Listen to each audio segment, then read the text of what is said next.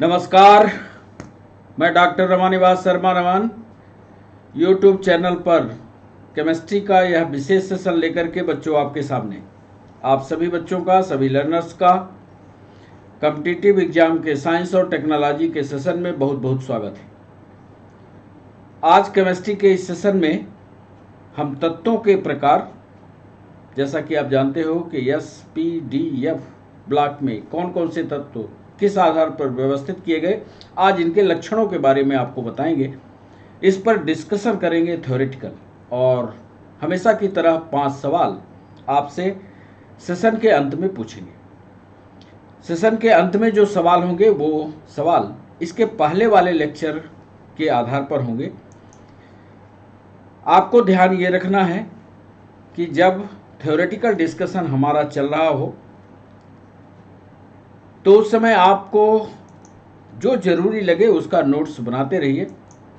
कई बच्चे कहते हैं कि सर नोट्स नहीं लिख पा रहे हैं, तो सेशन जब समाप्त हो जाए तो पहले समझने की कोशिश करिए, और जब क्लास समाप्त हो जाए तो फिर इसको एक बार आप नोट्स बनाने के लिए चालू कीजिए और फिर से इसके नोट्स बनाइए।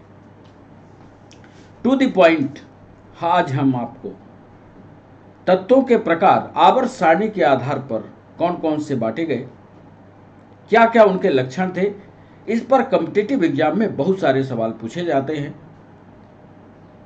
और वो कॉम्पिटिटिव एग्जाम में सवाल आपके लिए इसलिए कठिन हो जाते हैं क्योंकि वो नाम रख देता है SPDF ब्लॉक के तत्व। हालांकि ये सभी ब्लॉक में इलेक्ट्रॉनों का डिस्ट्रीब्यूशन बताता है, और इसके लिए कई वैज्ञानिकों के अलग अलग नियम हैं। इन नियमों के आधार पर कक्षकों में कौन सा इलेक्ट्रॉन जाएगा, इसके लिए हम एक अलग से वीडियो बनाएंगे, उस समय आपको समझाएंगे। कुल मिलाकर के आज जो हम आपको बताने वाले हैं उसमें आवर्त सारणी को, यह ठीक ढंग से आप देखो, आपके स्क्रीन पर दिख रही होगी। आवर्त सारणी को आज हम 4 भागों में बांट करके दिखा रहे हैं। एक को लिखा है हमने S ब्लॉक, ध्यान से देखिए। आवर्त सारणी का एक लेफ्ट हैंड साइड में लिखा है S ब्लॉक। S ब्लॉक में 2 खाने, ठीक से देख लीजिए, 2 खाने दिख रहे हैं। First S, second A, first A second A। फिर इसके बाद बीच का जो एरिया है, स्क्रीन पर देखिएगा आप, बीच का एरिया जितना है उसको हमने D ब्लॉक कहा, और फिर आवर्त सारणी के किनारे वाला हिस्सा उसको P ब्लॉक कहा। और जब हम आपको आवर्त सारणी पढ़ा रहे थे तो एक सीरीज हमने लेंथेनाइड और एक्टिनाइड की आवर्त सारणी के ठीक नीचे पैरेलल बनाई थी, समझाया भी था, उसको हमने F ब्लॉक कहा। आज थ्योरेटिकल डिस्कशन में इन्हीं S ब्लॉक के कौन कौन से प्रमुख लक्षण हैं ये बताएंगे जो कॉम्पिटिटिव एग्जाम में पूछे जाते हैं या पूछे गए हैं। D ब्लॉक में कौन कौन से लक्षण शामिल होते हैं अथवा परीक्षा में पूछे जाते हैं कॉम्पिटिटिव एग्जाम के। P ब्लॉक में कौन कौन से लक्षण होते हैं और F ब्लॉक के कौन कौन से लक्षण होते हैं, ये हम आज आपको लिखकर बताने जा रहे हैं। इन लक्षणों को यदि आप समझ पाए तो कहीं से भी सवाल पूछेगा S block, D block, P block या F ब्लॉक का, आपसे उत्तर जरूर बनेगा। इसका S block, D block, P block और F ब्लॉक में इलेक्ट्रॉनों का जो डिस्ट्रीब्यूशन होता है ये कैसे होता है, इसके लिए अलग से हम वीडियो बनाएंगे, और वो अलग से आपको सिद्धांतों को समझाएंगे कि कैसे ये भरे जाते हैं। आज सिर्फ आपको समझना है कि S आवर्त सारणी जो है वो मुख्य रूप से 4 भागों से मिलकर के बनी है, 4 प्रकार के तत्वों से मिलकर के बनी है। इन 4 प्रकार के तत्वों को S block, D block, P block और F ब्लॉक कहते हैं। ये कॉम्पिटिटिव एग्जाम चाहे नेट का हो, चाहे स्टेट PSC का हो, UPSC का हो, SSC का हो, PNST का हो, यहाँ पर ये सवाल पूछे गए हैं और आगे भी पूछे जाएंगे। बच्चों, सेशन की शुरुआत करें इसके पहले आपको बताते चले कि यह हमारी क्लास 17 अगस्त को शाम को 6 बजे लाइव होगी। यदि आपको चलते सेशन में कोई सवाल आता है, समझना है, तो आप कमेंट बॉक्स में टाइप कीजिएगा। हम लाइव क्लास में आपको मिलेंगे और आपके प्रश्नों का जवाब देंगे। जिन बच्चों को नोट्स बनाना है, यदि हमारे साथ 11th के बच्चे जुड़े हैं, 12th के बच्चे जुड़े हैं, तो टू द पॉइंट नोट्स को लिख लीजिए जैसा हम स्लाइड पर लिखते हैं, और फिर इसको आप अपनी किताब की सहायता से एक बेहतरीन नोट्स बना सकते हैं। क्लास की शुरुआत करें, आपको समझाना शुरू करें, इसके पहले चैनल को सब्सक्राइब करना, चैनल को लाइक करना, चैनल को शेयर करना मत भूलिएगा। और जैसे ही हमारा चैनल मोनेटाइज होगा, हम आपके साथ लाइव जुड़ेंगे और लाइव आपसे सवाल ले पाएंगे।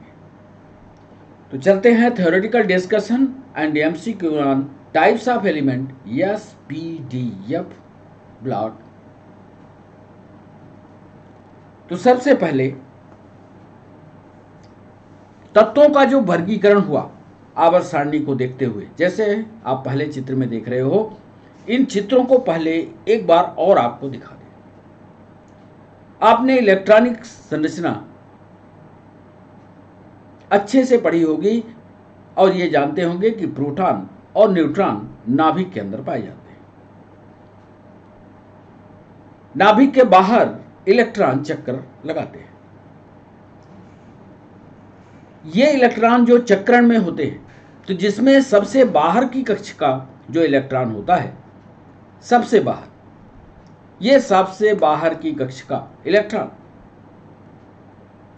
ये संयोजी इलेक्ट्रॉन के रूप में जाना जाता है। संयोजी इलेक्ट्रॉन मतलब रिएक्टिविटी दिखाता है जो बाहरी कक्ष पर होता है। तो यहां पर ये आप समझ लीजिए कि हमने इलेक्ट्रॉन डिस्ट्रीब्यूशन का एक चित्र बना दिया और ये कहा कि जो पहली सेल होगी, यानी फर्स्ट सेल जो होगी, इस फर्स्ट सेल में हमेशा इलेक्ट्रॉनों की संख्या 2 होगी। बेसिक चीज आप समझिए तो आपको आगे और बेहतर ढंग से समझ में आएगा। पहली सेल में हमेशा 2 इलेक्ट्रॉन होगा। प्रोटॉन और न्यूट्रॉन के बाद या नाभिक के बाद जो पहली कक्षा होगी उसमें इलेक्ट्रॉन की संख्या हमेशा 2 होगी। इसके बाद दूसरी सेल आएगी। दूसरी सेल में हमेशा इलेक्ट्रॉन की संख्या 8 होगी। याद कर लीजिए, कोई आपसे ऑब्जेक्टिव में पूछता है कि किसी भी तत्व के दूसरी सेल में इलेक्ट्रॉन की संख्या कितनी होगी, जवाब दीजिएगा 8। और जब तीसरे कक्ष की बारी आएगी तो याद करना, तीसरे कक्ष में 18 इलेक्ट्रॉन। तो ये ऑब्जेक्टिव के लिए तैयार रखिएगा, 2, 8 और 18। ये चीज कहलाती है इलेक्ट्रॉनिक कॉन्फ़िगरेशन, और इसको आप ऑर्बिट कह सकते हो या सेल, SHELL, इसको सेल कहते हैं। तो ये एक चित्र, एक मेमोरी आपके दिमाग पर ये डाल रहे हैं, क्योंकि इन सब का डिस्कशन आगे करेंगे। एक चित्र और बनाया जो ऑब्जेक्टिव में पूछा गया। हालांकि इस थ्योरी को हम आपको और बेहतर ढंग से बाद में समझाएंगे। अभी फिलहाल आपको ये यहां पर समझने की जरूरत है कि इलेक्ट्रॉन का जो डिस्ट्रीब्यूशन होता है, तो यदि हम 4 कक्षाएं जैसे आवर्त सारणी में यहां आपको दिखाए हैं, इस आवर्त सारणी में कि S ब्लॉक है, D ब्लॉक है, P ब्लॉक है, F ब्लॉक है, तो इसमें मैक्सिमम इलेक्ट्रॉनों की संख्या कितनी होगी, इसको बताने के लिए ये वाला चित्र याद कीजिएगा। यदि S कक्षा है तो उसमें मैक्सिमम इलेक्ट्रॉन की संख्या 2 होती है। यदि P है, P ब्लॉक है, अब P ब्लॉक में जितने भी तत्व आए उसमें मैक्सिमम इलेक्ट्रॉन की संख्या 6 होगी। यदि D ब्लॉक है तो D ब्लॉक के मैक्सिमम इलेक्ट्रॉन की संख्या 10 होगी, और यदि F ब्लॉक के तत्व हैं तो उसमें मैक्सिमम इलेक्ट्रॉन की संख्या 14 होगी। यदि आप ब्लॉक पर डिस्ट्रीब्यूशन करते हैं तो ये इलेक्ट्रॉनों की संख्या होगी। मैक्सिमम इलेक्ट्रॉन, पहला ऑर्बिट, फिर इसमें देखिएगा ये दूसरा ऑर्बिट काम करेगा।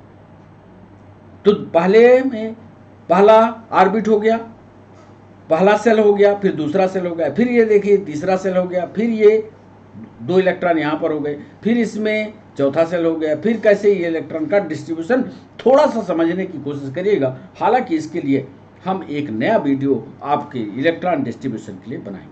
अभी सिर्फ लक्षणों को आपको समझाना है, इसलिए सिर्फ आप लक्षण समझने की कोशिश करिए। 4 बातों को याद रखिएगा कि मैक्सिमम इलेक्ट्रॉन S कक्षा में 2, P कक्षा में 6, डी कक्षा में 10 और एफ कक्षा में 14 होते हैं। कई ऑब्जेक्टिव इस पर पूछे गए हैं, तो ये तो याद हो जाएगा आपको।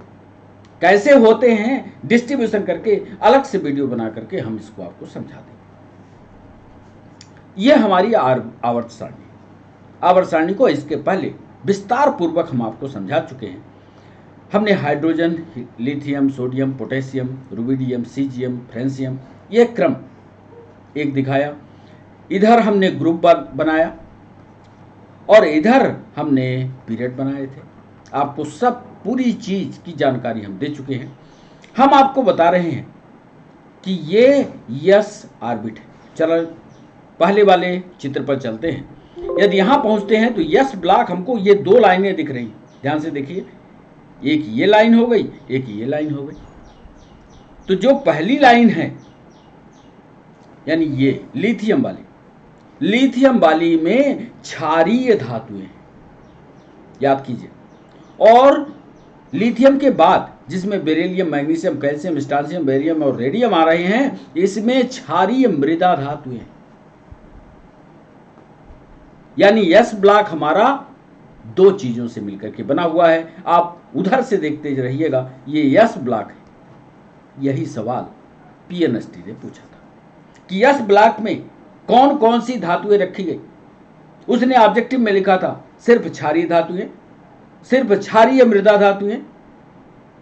सी में लिखा था क्षारीय धातुएं, क्षारीय मृदा धातुएं दोनों या न। अब आपके समझ में आ गया कि यस ब्लॉक में दोनों रखे गए, क्षारीय धातुएं और क्षारीय मृदा धातुएं भी। ऐसे ही जो बीच का ये कलर दिख रहा है, इसमें संक्रमण धातुएं रखी गई। आगे आपको लिख करके हम समझाएंगे। अभी सिर्फ आप चित्र के माध्यम से समझने की कोशिश कीजिएगा, और जब हम लिखते रहेंगे तो बार बार इस चित्र को लाते रहेंगे, आपको दिखाते रहेंगे। एक लाइन अभी यहां समझाया है, कुछ लिख दें तब आपके दिमाग में यह बात और स्पष्टता से आएगी।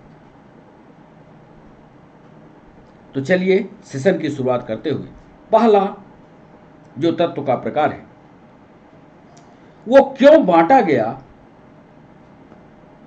कारण क्या था, पहले इस पर बात कर लेते हैं।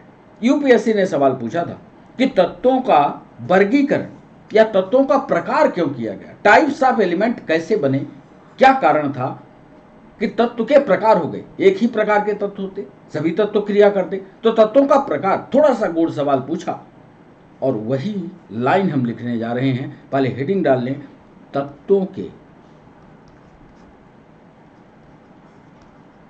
प्रकार।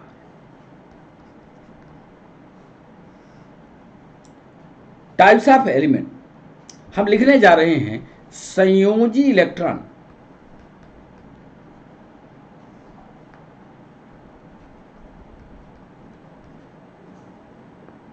यानी जो बाह्यतम कक्ष में इलेक्ट्रॉन हैं जो रासायनिक क्रिया में भाग लेते हैं, वही तत्व वही इलेक्ट्रॉन कहलाते हैं संयोजी इलेक्ट्रॉन। संयोजी इलेक्ट्रॉन ग्रहण करने वाले,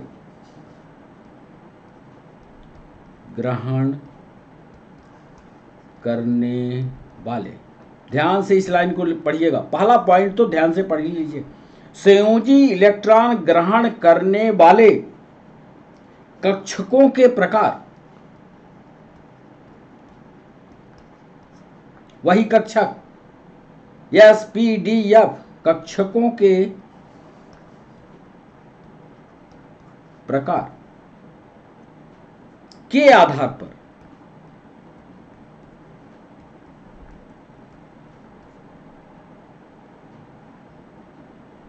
तत्वों को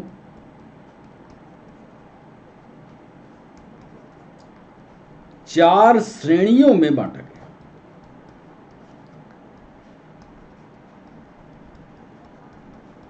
अब यदि आपसे कोई पूछता है कि तत्वों के क्यों प्रकार बनाए गए, तो आपके पास उत्तर आ गया कि जो बाह्यतम कक्ष में इलेक्ट्रॉन हैं जो रासायनिक क्रिया में भाग लेते हैं, अर्थात संयोजी इलेक्ट्रॉन हैं जिससे संयोजकता तय होती है, उनको ग्रहण करने वाले कक्षकों के प्रकार के आधार पर तत्वों को चार श्रेणियों में बांटा। तो ये पहला पॉइंट अब उसमें कक्षक कौन कौन से हुए? एक कक्ष हुआ S, एक कक्ष हुआ P, एक कक्ष हुआ D, एक कक्ष हुआ F। अब हम जो दूसरा पॉइंट लिखने जा रहे हैं वो है यस कक्ष के बारे में। यह कॉम्पिटिटिव एग्जाम में पूछा गया।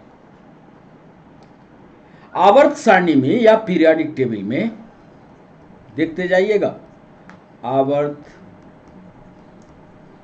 सारणी में ग्रुप फर्स्ट एंड सेकंड। अब आवर्त सारणी एक बार फिर आपको दिखाते हैं। बोलो ये आवर्त सारणी। अब इस आवर्त सारणी में ग्रुप हमने फर्स्ट इसको कहा, सेकंड इसको कहा। अब आपके बात दिमाग में आ गई होगी कि फर्स्ट और सेकंड के ग्रुप की बात कर रहे हैं। चलिए, आवर्त सारणी में ग्रुप फर्स्ट एवं सेकंड,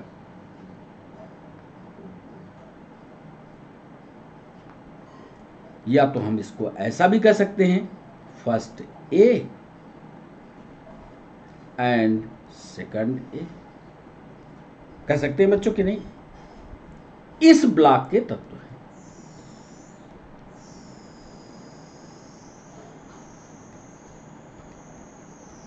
जैसा चित्र में है सेम आपको वही लिखना है। आवर्त सारणी में ग्रुप फर्स्ट और सेकंड, ब्रैकेट में लिख लीजिए फर्स्ट ए एंड सेकंड ए, इस ब्लॉक के तत्व हैं।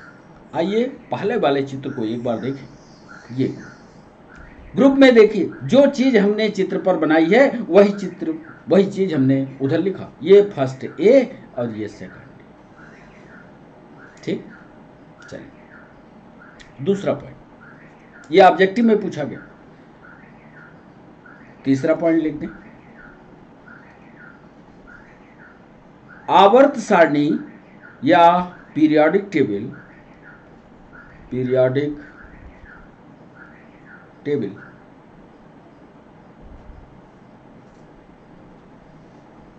का समूह फर्स्ट ए। अब आप अंडरलाइन करिए, फर्स्ट ए मतलब इसकी बात कर रहे हैं, इसकी फर्स्ट ए, इसकी बात कर रहे हैं।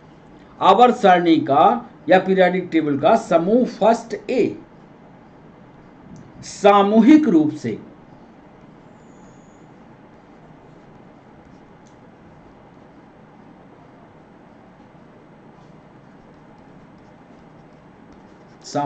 से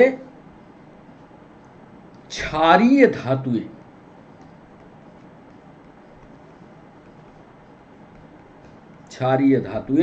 या एल्कली मेटल्स कहलाते हैं। लिख लीजिए,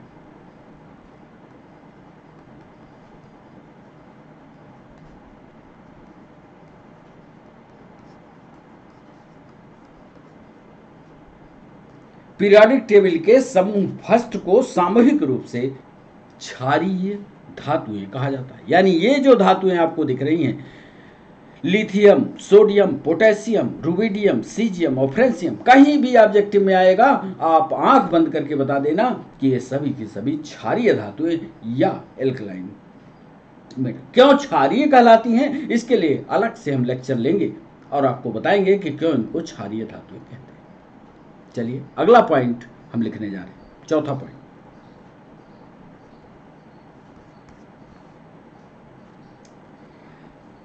आवर्त सारणी, यस ब्लॉक की बात कर रहे हैं, आवर्त सारणी का समूह 2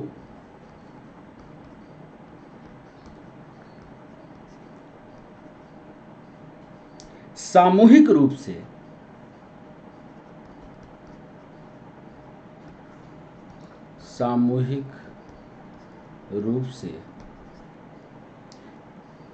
क्षारीय मृदा धातुएं कहलाते हैं। ये भी हमने आपको पढ़ाया है, क्षारीय मृदा।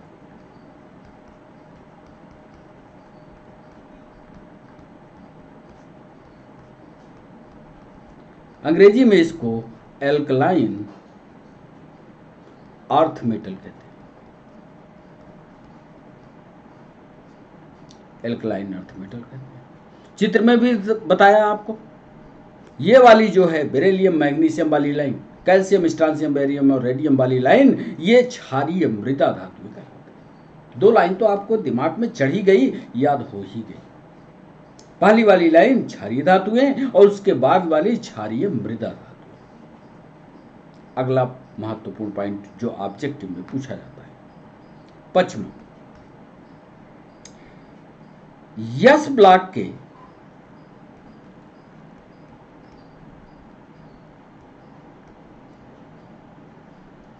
तत्वों का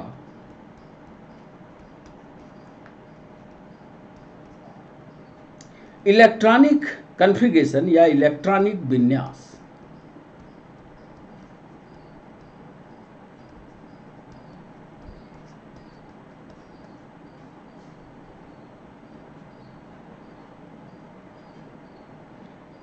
क्षारीय धातुओं के लिए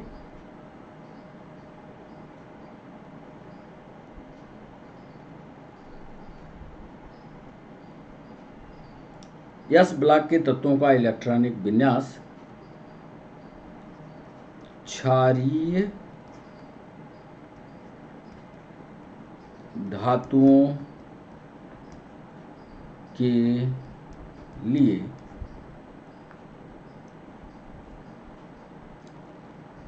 N(S1). अब N क्या है? N है वो संख्या जिसमें नंबर ऑफ ऑर्बिट है, नंबर ऑफ सेल है, और नंबर ऑफ सेल का नाम क्या है? S है। तो ये बाह्यतम कक्ष की, अब जितने भी ऑर्बिट हो, यहां पर नंबर ऑफ ऑर्बिट लिख दोगे और जो बाह्यतम कक्ष होगा उस बाह्यतम कक्ष पर इलेक्ट्रॉन की संख्या 1 होगी। देख लेना, कर लेना। जैसे सोडियम का होता है 11 परमाणु क्रमांक, तो 2 8,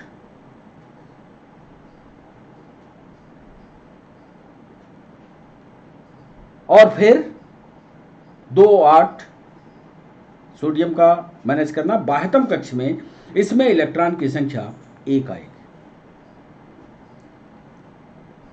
तथा आगे लिखना, तथा क्षारीय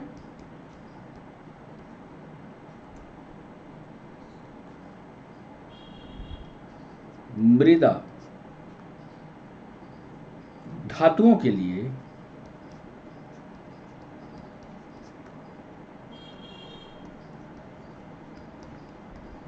यानी दूसरी वाली लाइन के लिए यदि N सर्किल की संख्या है या सेल की संख्या हुई तो इसके बाह्यतम कक्ष में इलेक्ट्रॉन की संख्या 2 होती है, N(S)2।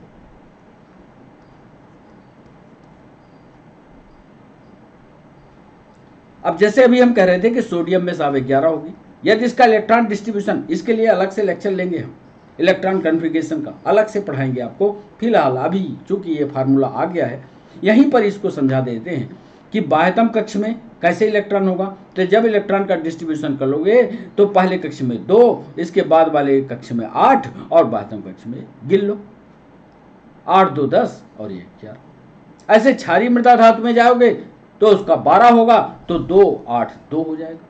तो ये आवर्त सारणी आपको यदि एक बार आप ईमानदारी से पढ़ लोगे तो इलेक्ट्रॉनिक कॉन्फ़िगरेशन भी बड़ी ईमानदारी से जल्दी से याद हो जाएगा। ये 5वां पॉइंट था। 6वें पॉइंट पर एक सवाल पीएससी ने पूछा, मध्य प्रदेश पीएससी ने, कि क्या ये कौन सा ऐसा गुण है जिसके कारण इसको क्षारीय धातु कहते हैं। उसी का उत्तर हम लिखने जा रहे हैं, आपको शॉर्ट में इसको हम समझा देंगे। ये तत्व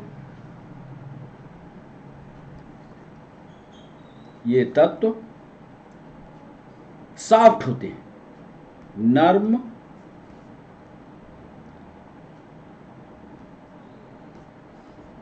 धातुएं,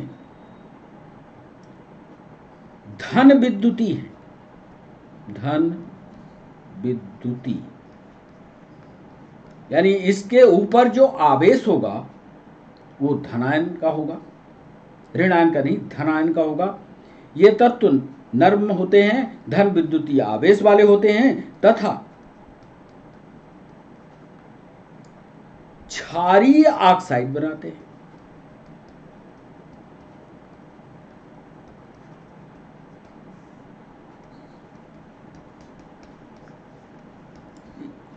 अब क्षारीय ऑक्साइड कैसे? मान लो सोडियम को पानी के साथ घोल दिया जाए तो क्या होगा? सोडियम हाइड्रोक्साइड NaOH बन जाएगा। ये जो ऑक्साइड बनता है ये बेसिक इन नेचर होता है, इसीलिए क्षारीय धातुएं कहलाती हैं। ये इसका कारण। जितनी भी क्षारीय धातुएं होंगी पानी में घोले जाने के बाद क्षारीय ऑक्साइड का निर्माण करते हैं। तो ये छठवां पॉइंट। अब ये एस ब्लॉक पर 6 महत्वपूर्ण पॉइंट जहां जहां से सवाल पूछे गए, इन 6 पॉइंट को हमने लिख दिया। एक बार फिर आपको दिखा दें। इलेक्ट्रॉन ग्रहण करने वाले कक्षकों के प्रकार के आधार पर तत्वों को 4 श्रेणियों में बांटा गया। आवर्त सारणी में ग्रुप फर्स्ट और सेकंड इस ब्लॉक के तत्व हैं। पीरियोडिक टेबल में फर्स्ट ए समूह से क्षारीय धातुएं कहलाती हैं और आवर्त सारणी का समूह 2 सामूहिक रूप से क्षारीय मृदा धातुएं कहलाती हैं। यस ब्लॉक के तत्वों का इलेक्ट्रॉनिक विन्यास क्षारीय धातुओं के लिए NS1 होगा और क्षारीय मृदा धातुओं के लिए NS2। ये तत्व या धातुएं जो होती हैं नर्म होती हैं और पानी में घुले जाने के बाद क्षारीय ऑक्साइड का निर्माण करते हैं। अब बात कर लें पी ब्लॉक की। जब पी ब्लॉक की बात करते हैं तो यानी यहां पहुंचते हैं, इस वाली एरिया में पहुंचते हैं, ये जो नीली वाली एरिया, और नीली वाली एरिया में संक्रमण धातुएं हैं। संक्रमण धातुएं। अब इनकी विशेषता क्या होगी जरा इसको देखते हैं। ये पी ब्लॉक है। पी ब्लॉक क्यों? क्योंकि इस चित्र में हमने दिखाया आपको ये वाला ये पी ब्लॉक है, ये है पी। इसमें यहां सुधारिएगा, पी ब्लॉक को यहां किया है।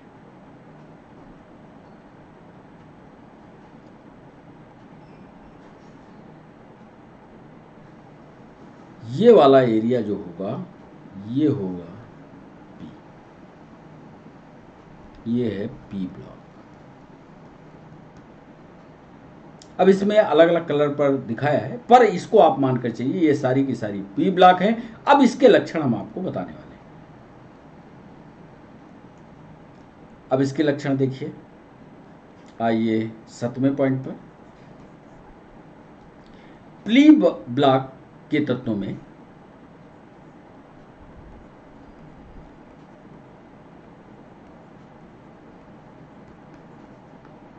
पी ब्लॉक के तत्वों में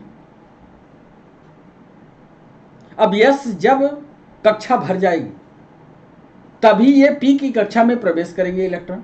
ये तो स्वाभाविक सी बात है। ये सिद्धांत और थ्योरी क्यों प्रवेश करते हैं, कैसे प्रवेश करते हैं, इसके लिए हम अलग से वीडियो बनाएंगे। फिलहाल एक लाइन आपको यहां पर रट लेनी पड़ेगी। इसका अलग से पहले हम पढ़ाएंगे, फिर इसके बाद तब आपके समझ में ज़्यादा जल्दी से आए। तो पी ब्लॉक के तत्वों में संयोजी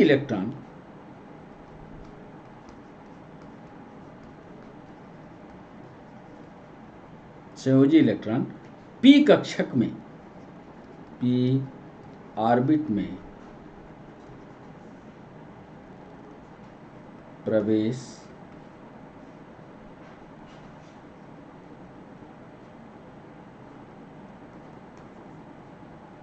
पाते।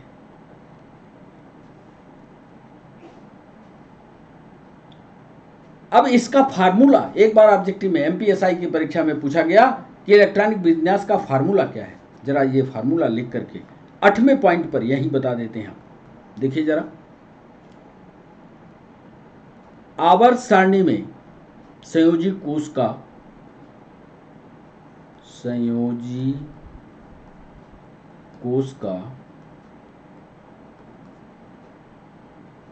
इलेक्ट्रॉनिक विन्यास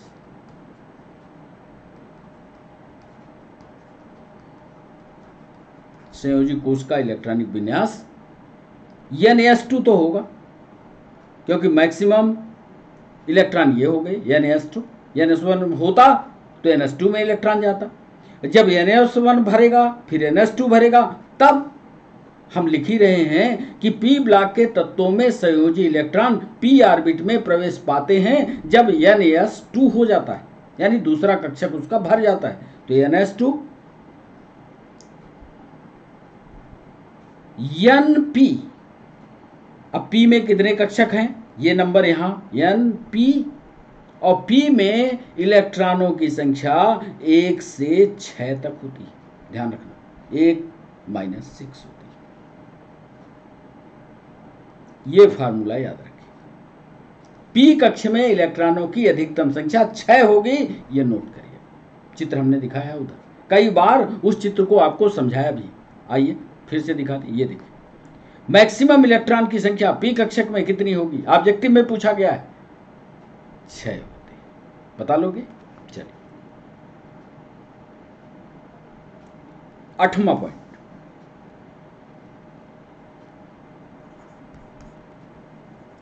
आवर्त सारणी में समूह 13 से 18, ग्रुप 13 से 18, चलो पहले 13 से 18 दिखा दें आपको, ये देख लो, ये है 13, ये है 14, ये है 15, ये है 16, ये है 17 और लास्ट वाला है 18। इसी को कह रहे हैं p ब्लॉक। अब तो आप कर लोगे। आवर्त सारणी का दूसरा हिस्सा 13, 14, 15, 16, 17, 18, ग्रुप 13 से 18। डिस्ट्रीब्यूशन के क्रम में आओगे, जैसा आवर्त सारणी में, कुछ आवर्त सारणी में ऐसा लिखा होता है 3rd A से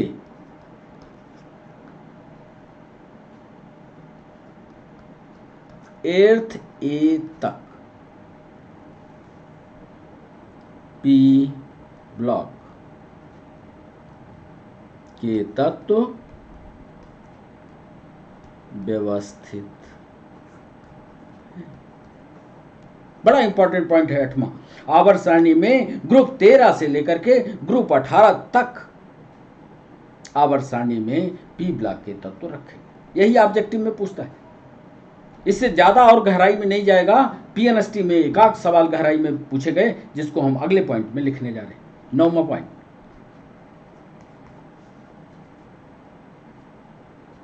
यह अकेला ऐसा, देखो सवाल PNST ने क्या पूछा था कि आवर्त सारणी का ऐसा ब्लॉक बताइए, ऐसा समूह बताइए जिसमें धातु और अधातु और उपधातु यानी मेटल, नॉन मेटल और मेटलाइड सभी पाए जाते हैं। क्या वो ब्लॉक यस है, क्या वो ब्लॉक P है, क्या वो ब्लॉक D है, क्या वो ब्लॉक F है।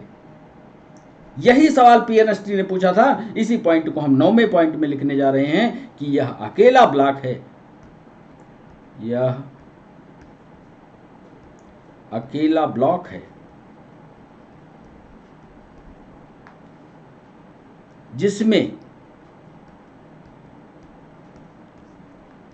धातु, अधातु तथा उपधातु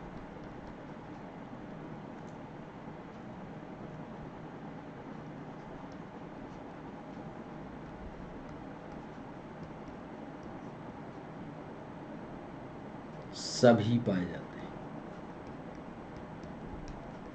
अंडरलाइन कीजिएगा और याद कीजिएगा। अकेला ब्लॉक है, यह अकेला ब्लॉक है। कौन सा ब्लॉक? P block. यह अकेला P ब्लॉक है जिसमें धातु भी है, मेटल भी है, नॉन मेटल है और मेटलाइट है। 9वां पॉइंट। एक और सवाल नीट में पूछा गया, 10वें पॉइंट पर लिखने जा रहे हैं।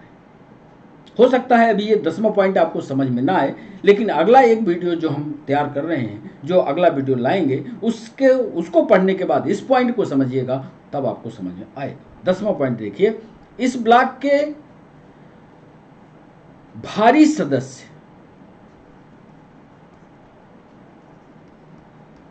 इस ब्लॉक के भारी सदस्य। अक्रिय युग्म प्रभाव, पहले लिख लीजिए, अक्रिय युग्म प्रभाव, अंग्रेजी में इसको बोलते हैं इनर्ट पेयर इफेक्ट।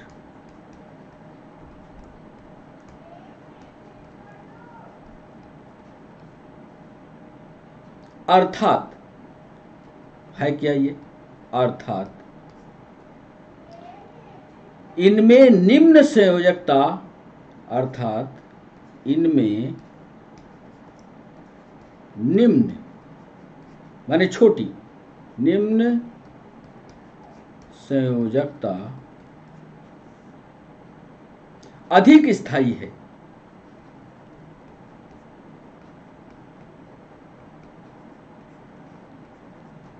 निम्न संयोजकता अधिक स्थायी है, जैसे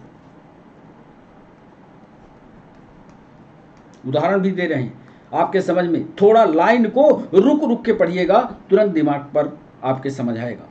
इस ब्लॉक के भारी सदस्य, अक्रिय युग्म प्रभाव, इनर्ट पेयर इफेक्ट, अर्थात इसमें निम्न संयोजकता अधिक स्थायी है, जैसे लेड के लिए यानी पीबी के लिए +4 संयोजकता की अपेक्षा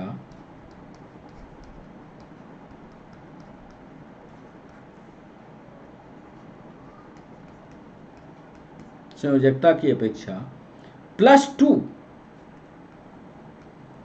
संयोजकता अधिक स्थायी है।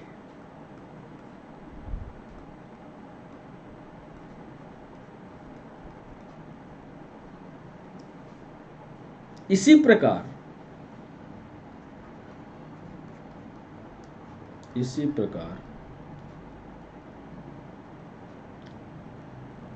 ट्यूलेरियम में +3 संयोजकता से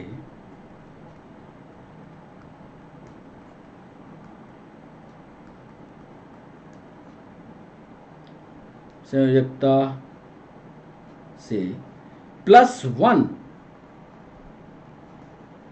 संयोजकता अधिक स्थायी है।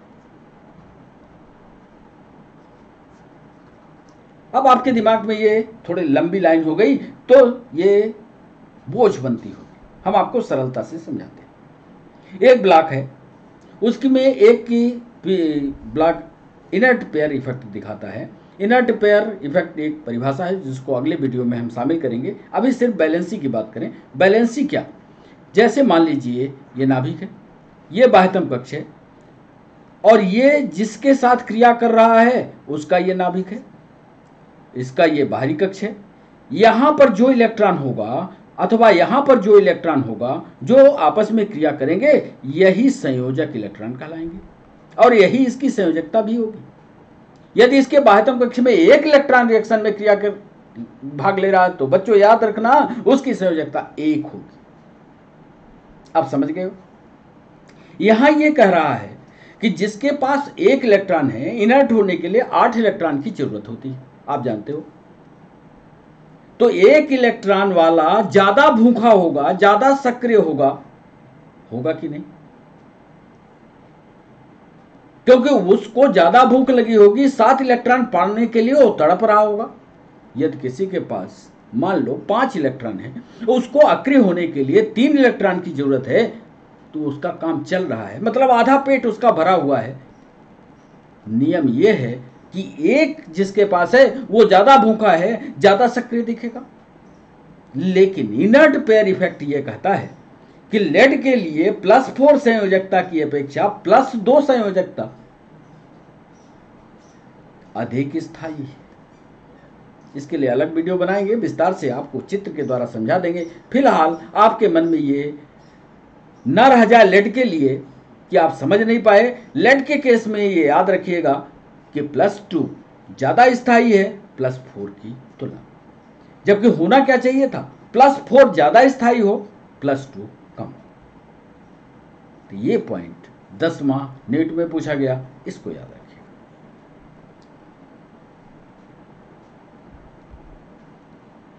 एक महत्वपूर्ण जानकारी हम सिर्फ आपको बता देते हैं, लिख नहीं रहे हैं।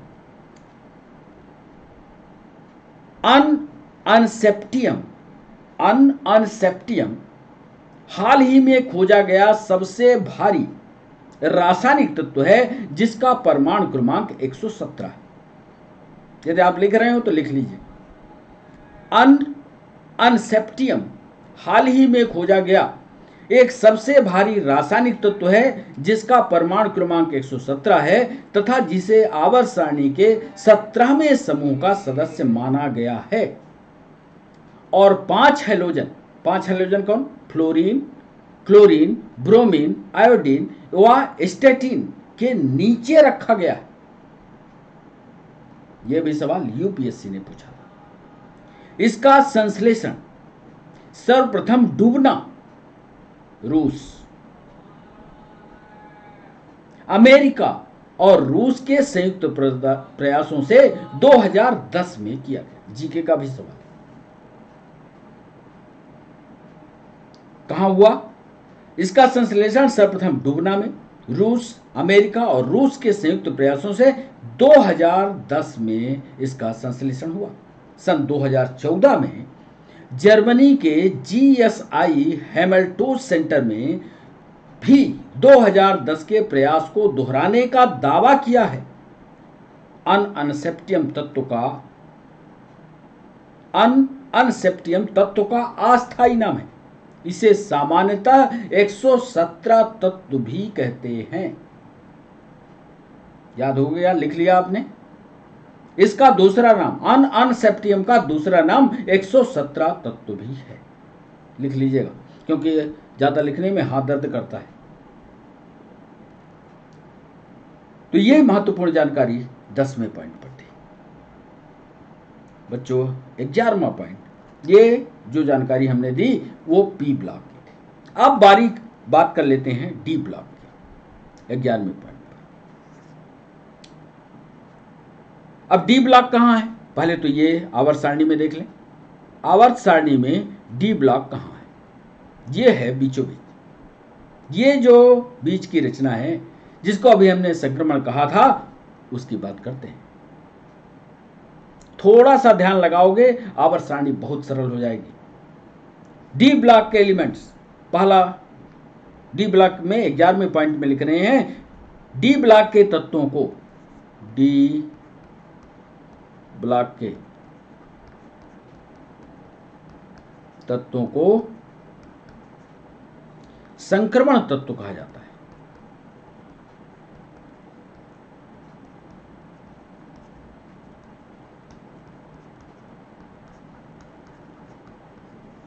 डी ब्लॉक के तत्वों को संक्रमण तत्व, ट्रांजिशनल एलिमेंट कहा जाता है। याद रखना।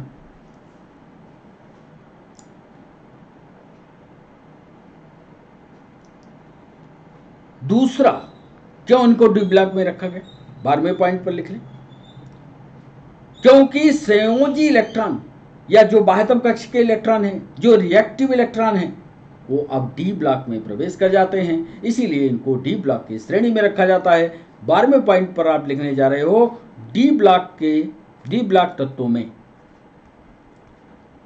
डी ब्लॉक तत्वों में संयोजी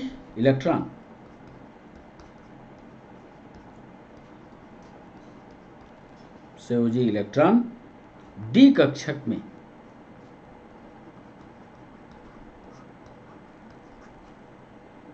प्रवेश कर पाते हैं। अब इसका इलेक्ट्रॉनिक विन्यास क्या होगा? यदि ये फार्मूले पर चलते हैं, जैसे उधर फार्मूला बताया, ऐसे इसका भी फार्मूला आपको बता दें। 13वें पॉइंट पर संयोजी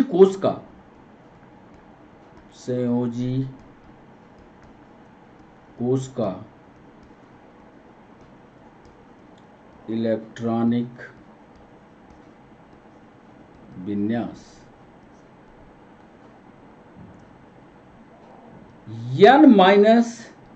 N-1।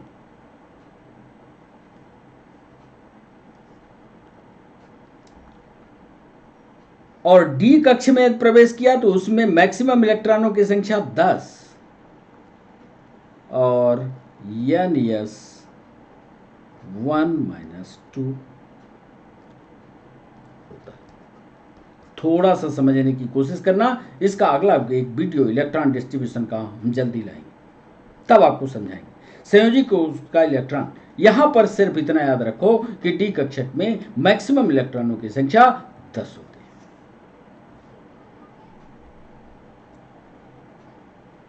14वें पॉइंट पर लिख रहे हैं कि आवर्त सारणी में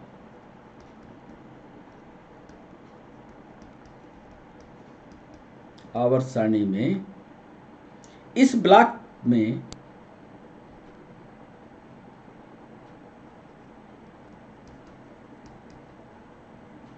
इस ब्लॉक मतलब डी ब्लॉक, इस ब्लॉक में 3 से 12 तक के तत्व रखे।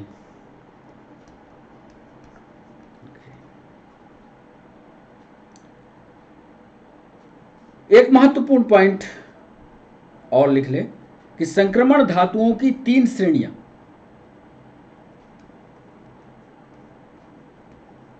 संक्रमण धातुओं की 3 श्रेणियां हैं। 3D श्रेणी,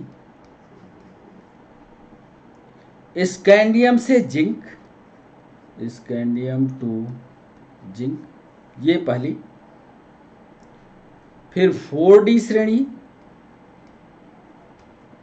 ये कहां से कहां तक जाएगी, बाई से CD। और एक होती है 5D श्रेणी, ये सब आपको आवर्त सारणी में LA से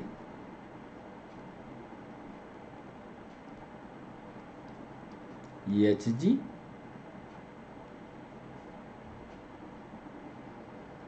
और सिरिलियम से टू लूथियम LU,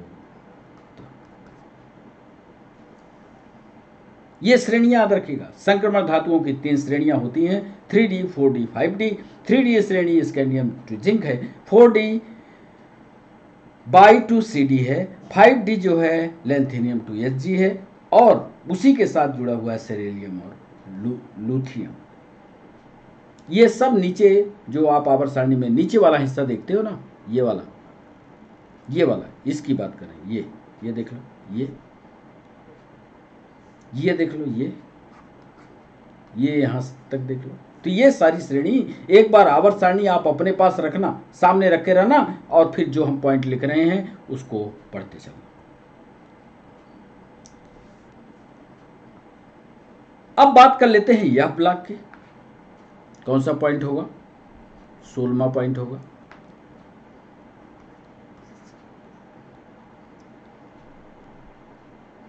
यह ब्लॉक है कहां, यह ब्लॉक देखिए आवर्त सारणी में, यह है यह ब्लॉक, डी ब्लॉक हो गया। अब एफ ब्लॉक की बात करते हैं।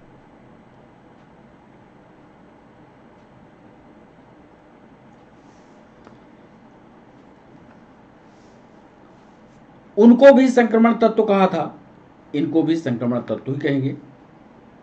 आवर्त सारणी में लिखिएगा, आवर्त सारणी में एफ ब्लॉक 2 श्रेणियों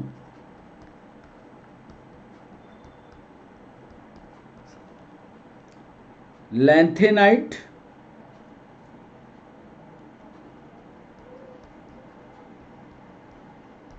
लैंथेनम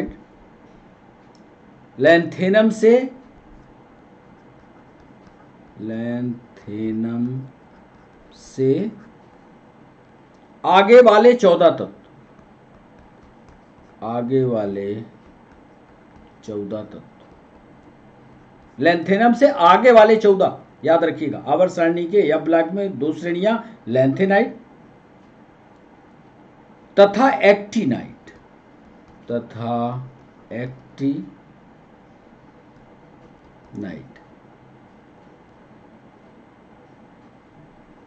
एक्टीनियम से आगे वाले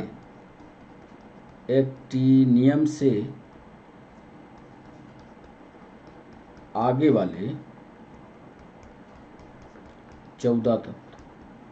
ये दोनों लाइन याद किए रहेगा। आवर्त सारणी में यह ब्लॉक 2 सीरीज में बांटा गया। एक को लैंथेनाइट सीरीज कहा गया, एक को एक्टिनाइट सीरीज कहा गया। लैंथेनाइट सीरीज लैंथेनम से आगे 14 तत्व, एक्टिनाइट वाले में एक्टिनियम से आगे 14 तत्व। सरल है, से मिलकर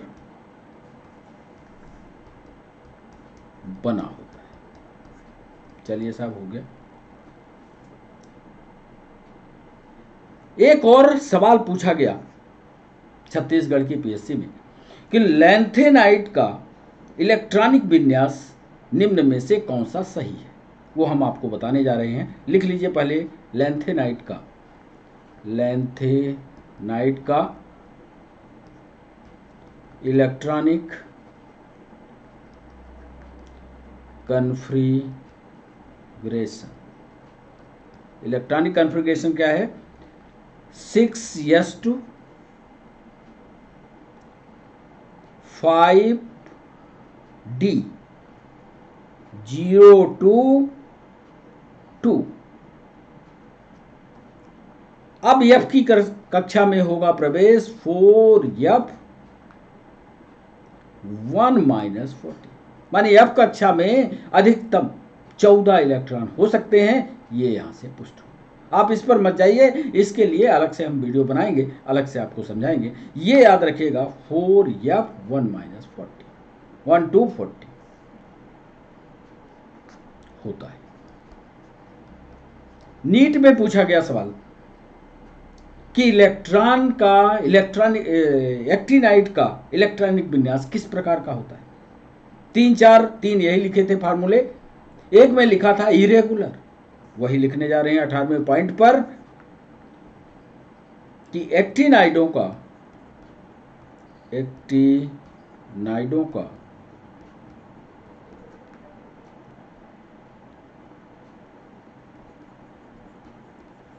इलेक्ट्रॉनिक कन्फिगरेशन इरेगुलर होता है, अनियमित होता है। याद कर लीजिए, 18वां पॉइंट याद करिएगा। इस ब्लॉक के तत्व जो होते हैं इंटर ट्रांजिशनल एलिमेंट भी कहलाते हैं, ये भी नोट कर लें। 19वां पॉइंट, इस ब्लॉक के तत्व आंतरिक संक्रमण तत्व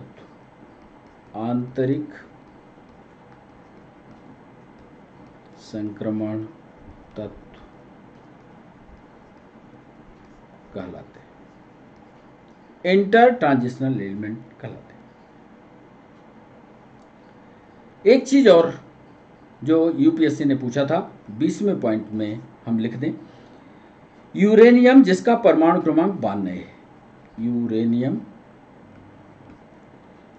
परमाणु क्रमांक है इसका, एटॉमिक नंबर है 92 के बाद वाले तत्व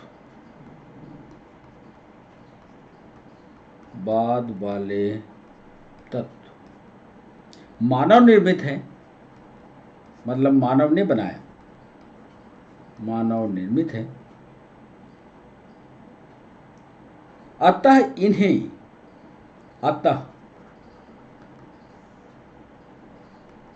इन्हें चूंकि मानव के द्वारा बने हैं तो इन्हें बोलते क्या हैं? इन्हें ट्रांस यूरेनियम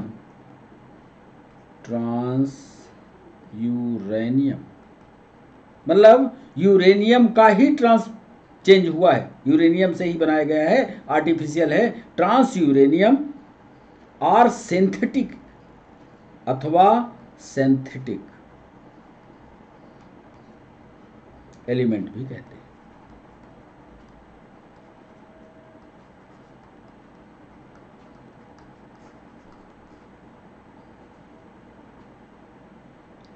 ये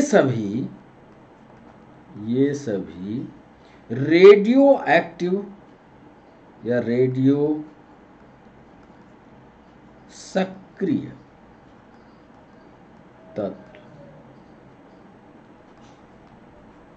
20वें पॉइंट में हमने लिखा यूरेनियम के बाद जितने भी तत्व खोजे गए या जितने भी तत्व हैं वो सब मनुष्य के द्वारा निर्मित किए गए हैं, इसीलिए इनको ट्रांस यूरेनियम, ट्रांस माने ट्रांसफार्म माने परिवर्तित करना, ट्रांस यूरेनियम या सिंथेटिक एलिमेंट भी कहते हैं। ये सारे के सारे रेडियो एक्टिव तत्व हैं। अब इनके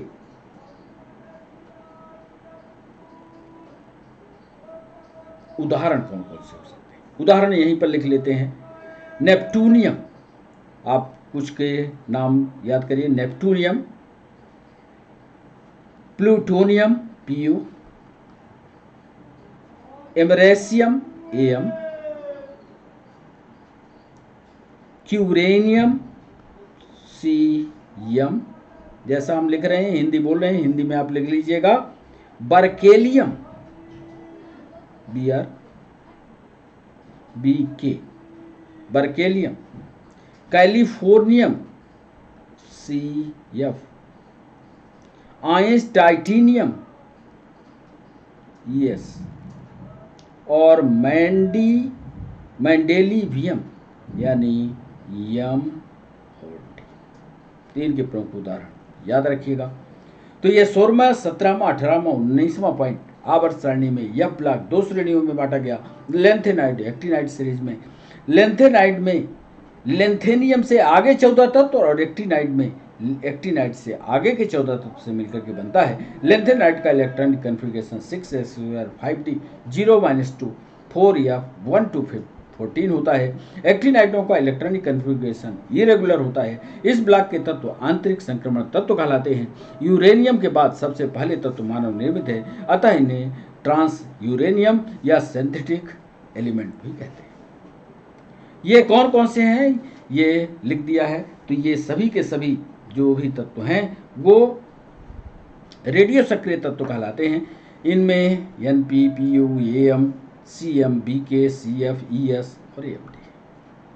तो इसको बेहतर ढंग से आप पढ़ने की कोशिश करिएगा। यदि आपने इसको पढ़ लिया तो S block, P block, D block और F ब्लॉक आवर्त सारणी में जैसा हमने बताया है, आवर्त सारणी को सामने रख करके सारे के सारे पढ़िएगा। कैसे पढ़ना है आपको, ये वाली आवर्त सारणी आप सामने रखेंगे।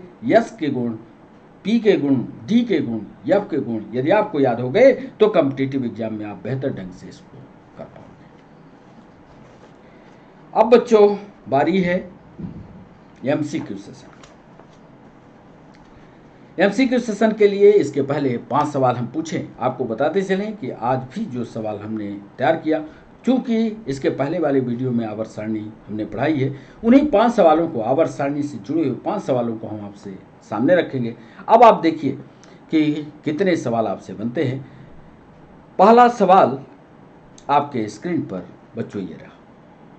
नीट में ये पूछा गया सवाल है।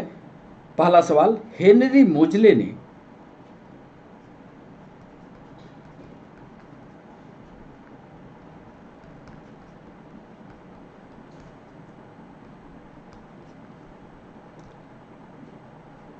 अंडर रूट भी एवं जेड, ये भी क्या है, जेड क्या है, आगे हम बता देते हैं। जेड के बीच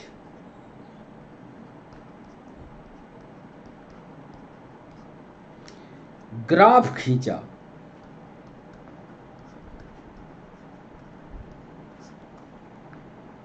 जहां भी किसी परमाणु के द्वारा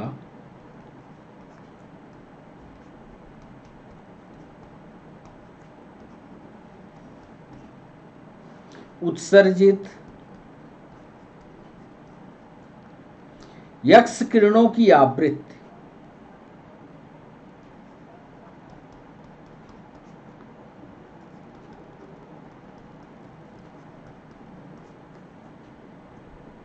तथा जेड इसका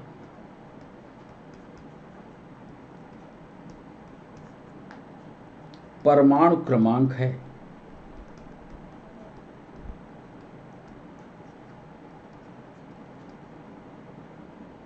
यह ग्राफ आपकी किताब पर बना है। यह ग्राफ बताता है, क्या बताता है साहब, बताना। ए ऑप्शन दे रहे हैं। एटॉमिक वेट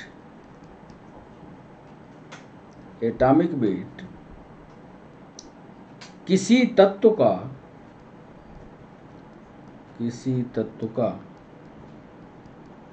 मूलभूत गुण है। हेनरी मोजले ने खींचा था।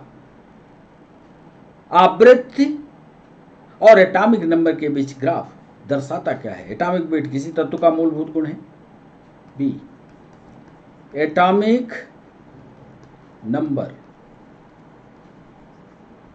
किसी तत्व का मूलभूत गुण है। सी में लिख रहे हैं ए एंड बी, और डी में लिख रहे हैं आवृत्ति यानी भी। परमाणु क्रमांक से स्वतंत्र होती है।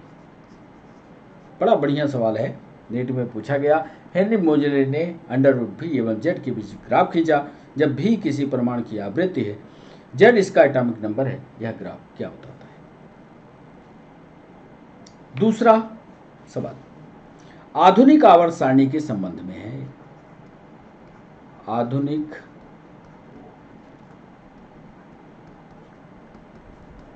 आवर्त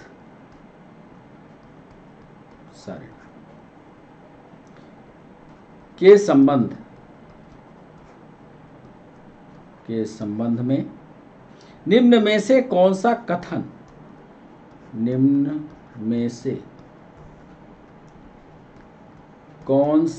कथन असत्य है? ए ऑप्शन दे रहे हैं। हेनरी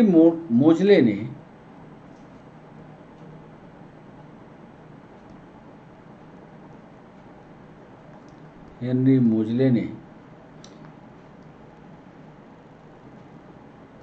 एक्स किरण स्पेक्ट्रम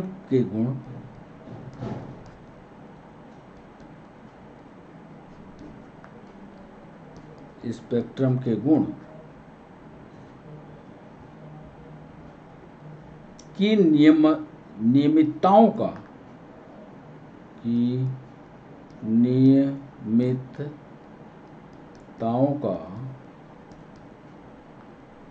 परीक्षण किया। ध्यान रखना, इसमें आपको असत्य बताना है। आधुनिक आवर्त सारणी के संबंध में निम्न में से कौन सा कथन असत्य है? बी ऑप्शन दे रहे हैं। परमाणु क्रमांक के सापेक्ष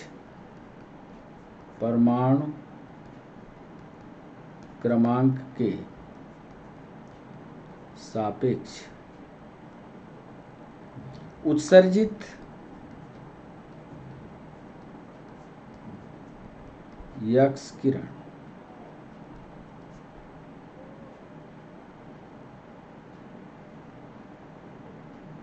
की आवृत्ति का ग्राफ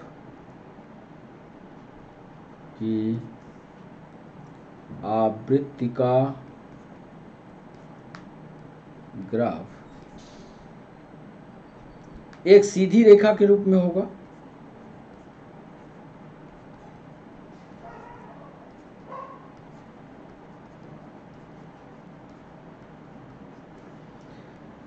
सी ऑप्शन दे रहे हैं। एक उदासीन परमाणु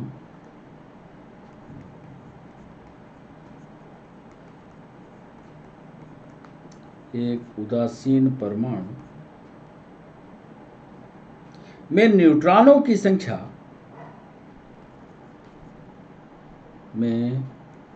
न्यूट्रॉन की संख्या परमाणु क्रमांक के बराबर है, एटॉमिक नंबर के बराबर है, और डी में लिख देते हैं कोई भी सही नहीं।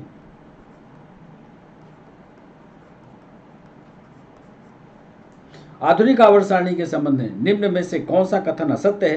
हेनरी मोजले ने एक्स किरण स्पेक्ट्रम के केंद्रक द्वारा नियमितताओं का परीक्षण किया है। परमाणु क्रमांक के सापेक्ष उत्सर्जित एक्स किरण की आवृत्तियों का एक सीधी रेखा के रूप में होगा। एक उदासीन परमाणु में न्यूट्रॉन की संख्या एटॉमिक नंबर के बराबर या परमाणु क्रमांक के बराबर होती है।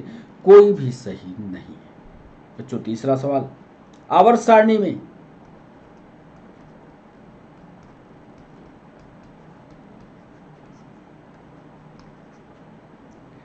क्षैतिज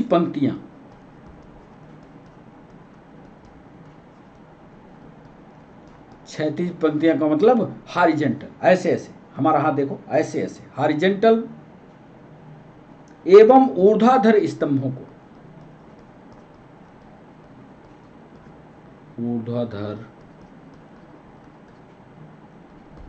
ऊर्ध्वाधर मतलब लंबा लंबा, ऊर्ध्वाधर स्तंभों को क्रमशः कहा जाता है। क्रमशः बताना है।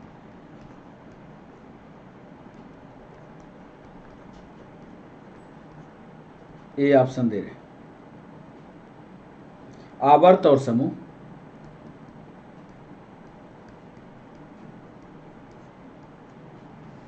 बी ऑप्शन दे रहे हैं समूह और आवर्त।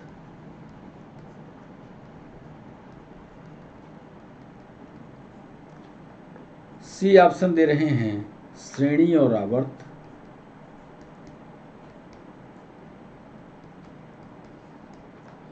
और डी ऑप्शन दे रहे हैं परिवार और आवर्त सारणी के क्षैतिज पंक्तियां एवं ऊर्ध्वाधर स्तंभों को क्रमशः क्या कहा जाता है? यह सही जवाब आपको बताना है। बच्चों, चौथा सवाल,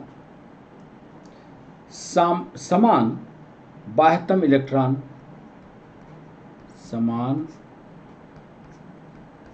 बाह्यतम इलेक्ट्रॉनिक विन्यास वाले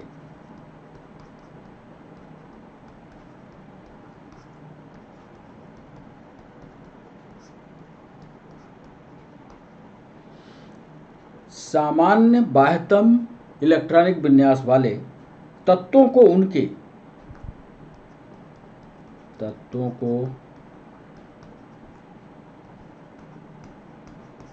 उनके परमाणुओं में व्यवस्थित करते हैं।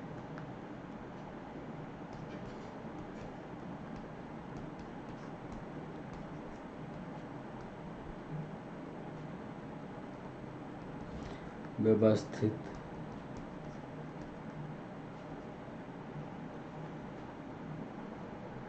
समूह ए ऑप्शन दे रहे हैं समूह वर्ग। बी ऑप्शन दे रहे हैं ऊर्ध्वाधर स्तंभ।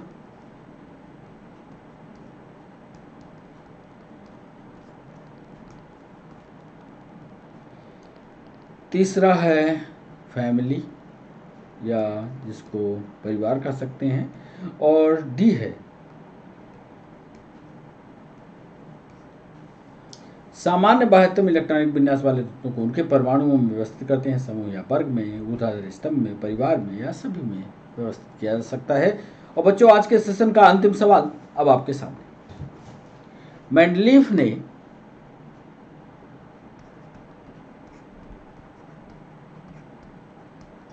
ने एल्यूमिनियम के नीचे, मेंडलीफ ने ये सवाल पूछ चुके हैं। 5वां सवाल है IUPAC।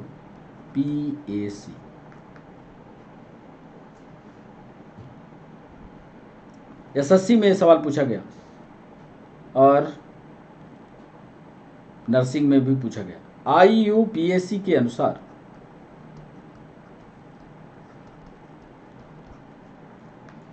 आवर्त सारणी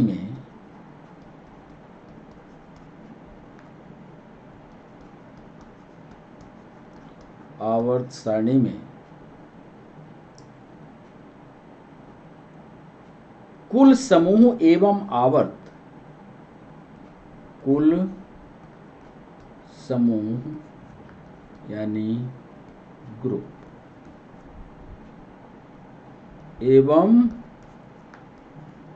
पीरियड्स यानी आवर्त क्रमशः हैं। ये कल हमने आपको इसके पहले वीडियो में उंगली रख रख के समझाया है। ए ऑप्शन दे रहे हैं 16 और 9, बी ऑप्शन दे रहे हैं 18 और 7, सी ऑप्शन दे रहे हैं 18 और 9, डी ऑप्शन दे रहे हैं 13 और 7। IUPAC के अनुसार आवर्त सारणी में कुल ग्रुप,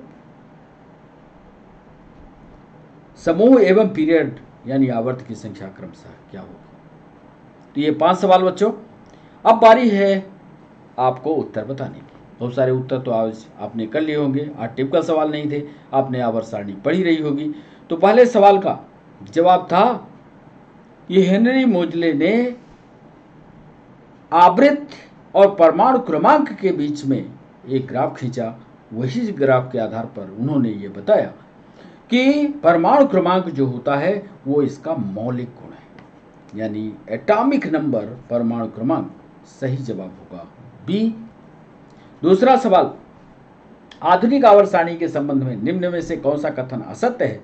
दूसरे सवाल में सही जवाब होगा कि एक उदासीन परमाणु में न्यूट्रॉन की संख्या एटॉमिक नंबर के बराबर है। ऐसा नहीं, न्यूट्रॉन और प्रोटॉन की संख्या जब जुड़ती है तब एटॉमिक नंबर आता है। बच्चों आपको कई बार हमने अनअकैडमी पर पढ़ाया है और यूट्यूब पर भी कई बार इस पर लेक्चर दिया है, तो इसको पीछे के यूट्यूब के जो भी वीडियोज हैं उनको देखते रहिए बीच बीच में। तीसरा सवाल था, आवर्त सारणी में क्षैतिज पंक्तियां एवं ऊर्ध्वाधर स्तंभों को क्रमशः क्या कहा जाता है। तीसरे का सही जवाब होगा आवर्त। आवर्त यानी क्षैतिज। फिर से देख लो, क्षैतिज, ये है क्षैतिज, ये सब क्षैतिज है। और ऊर्ध्वाधर कैसे है, ये लाइन ऊपर से नीचे ऊर्ध्वाधर। तो ये जो क्षैतिज लाइनें हैं ये आवर्त और समूह कहलाती हैं। बच्चों चौथा सवाल, समान बाह्यतम इलेक्ट्रॉनिक विन्यास वाले तत्वों उनके परमाणुओं में व्यवस्थित करते हैं। समान बाह्यतम इलेक्ट्रॉनिक विन्यास है तो आप किस में रखोगे, ऊर्ध्वाधर स्तंभ में रखोगे, परिवार में रखोगे, सभी में रखोगे, समूह या वर्ग में रखोगे। हमारे ख्याल से ये सवाल का जवाब, ये यूपीएससी में ये सवाल पूछा है, इसका सही जवाब होगा चौथे सवाल का सही जवाब होगा सब पर रखें। एक ही परिवार के होंगे, एक ऊर्ध्वाधर स्तंभ होगा और उस ऊर्ध्वाधर स्तंभ में ये सब के सब होंगे, समूह वर्ग पर रखे जाएंगे। 5वां सवाल है, IUPAC की पद्धति के अनुसार आवर्त सारणी में कुल समूह एवं आवर्त की संख्या 18 और 7 होगी। कई बार ये हमने आपको बताया है कि ग्रुप की संख्या, ग्रुप जो ऐसे ऐसे आपको गिन करके बताया था, ऐसे ऐसे करके ग्रुप बने हुए हैं, तो 1 से 18 तक ग्रुप हैं और ऐसे ऐसे जो होते हैं ये आवर्त हैं, तो इनकी संख्या 7 होती है। यहाँ भी हमने ग्रुप, यहाँ पर आवर्त लिखा है, तो 18 और 7 होते हैं। तो इसका सही जवाब होगा। तो बच्चों आज का सेशन यहीं तक था। कैसा लगा ये SPDF, कैसे लगे इसके गुण, याद हुए कि नहीं, ये सब कुछ आप हमें बताइएगा कमेंट सेक्शन में। यह हमारी क्लास आज शाम को 6 बजे लाइव होगी। लाइव हम आपके साथ रहेंगे, कोई भी सवाल हो आप पूछिएगा जरूर। बच्चों चैनल को सब्सक्राइब करना, चैनल को लाइक करना, ये आपकी जिम्मेदारी है। तो बस आज यहीं तक, फिर मिलते हैं कुछ नए चैप्टर नए सवालों के साथ। तब तक के लिए बच्चों बाय बाय, नमस्कार।